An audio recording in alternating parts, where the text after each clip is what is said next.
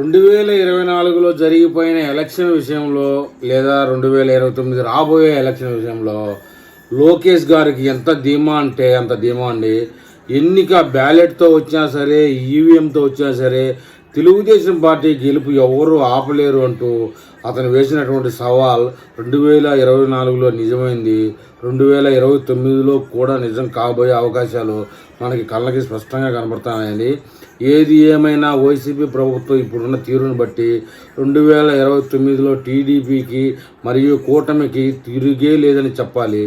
ఈ వీడియో చూసిన తర్వాత మీ అభిప్రాయాన్ని కామెంట్ రూపంలో చెప్పండి. తెలుగుదేశం పార్టీ జెండా పీకేస్తారని ఎంతో మంది అన్నారు. అలాంటి వాళ్ళు ఈ రోజు అడ్రస్ లేకుండా పోయారు. అది మనందరం చూస్తున్నాం. ఆనాడు చెప్పా, ఈవీఎం అయినా బ్యాలెట్ అయినా గెలుపు మనదే.